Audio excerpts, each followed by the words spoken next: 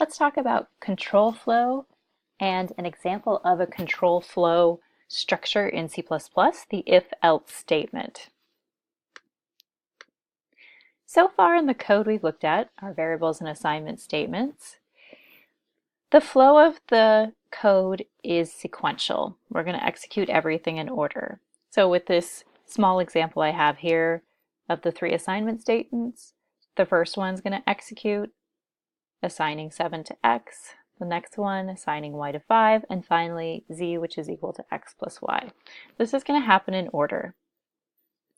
Now we're going to introduce some coding concepts that actually change the control flow of the code that's being executed. And the first one we're going to look at is our if statement, just the vanilla generic if statement by itself. Like we had previously, we've got our assignment statements. X is going to equal 7, y is going to equal 5. Now we've introduced a conditional expression, and in this case the conditional expression is x less than 5. So what we're saying is if x is less than 5, we're going to execute the code within the curly brackets. If x is greater than 5, or equal to 5, we will not. We'll go right down to our z assignment statement underneath. And that's what we're showing in this flow diagram. If it's true, go ahead and double the value in x. If it's false, don't do anything. Just go immediately to our z assignment statement down below, the if. Now we can make this an if-else statement. Now this just means we're going to have our same assignments at the beginning. We're going to have the same conditional, x less than 5. And our conditional now, let's talk a little bit more about it. It needs to evaluate to a Boolean expression. It has to evaluate to either true or false. And we have a lot of operands we can use for our conditional statements. In this example, we're using less than, but we have greater than, we have less than and equal to, greater than and equal to, equals equals, which is just equals, even though you use 2 equals operators. And then we have not equal, which is our bang and our equal sign. All of those can be used to create conditional statements. Then we have some other ones we're going to talk about as well in your reading, which is our logical operators, and those are ands and ors. So we can take these, like the one conditional I have here, the x less than 5, and use one of our logic operators, our and an or, to build up larger conditional statements. Let's not worry about that too much. Let's get back to our if-else. So we have our same conditional.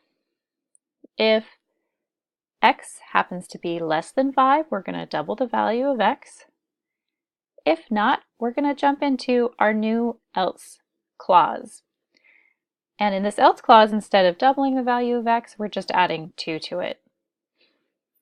Now in this case, unlike our previous example with if, since this is a binary relationship, either the if or the else has to execute. So one of these two things will happen prior to our z assignment statement. And that's what our flow control diagram is showing here. We're going to execute the code before the if-else. We hit our conditional. If it's true, we're going to execute the code, the x equals 2 times x. If it's false, we're going to execute the x equals 2 plus x. And then we go ahead and always execute the z assignment statement. Now, we don't have to be stuck at just our if-else statements. Let's see. Well, let's do some strings. Let's say we have a string, color, and I'm going to say that's equal to blue. So if color equals blue, we're going to go ahead and print the sky. Such lovely imagery. And now else.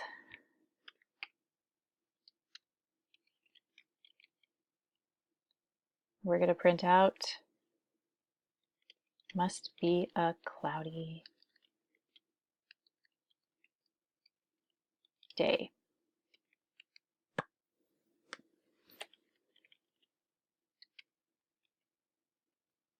Okay, so we compile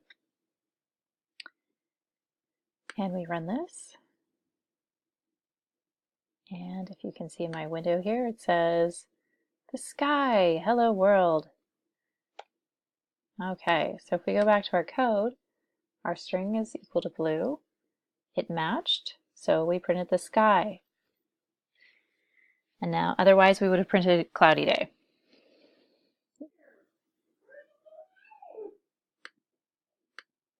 Now,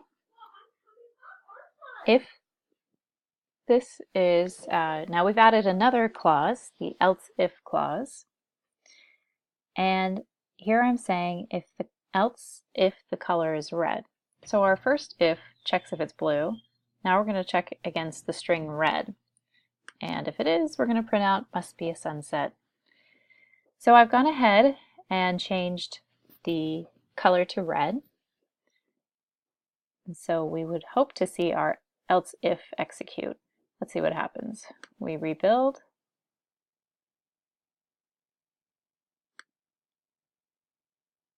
And yes, it is sunset.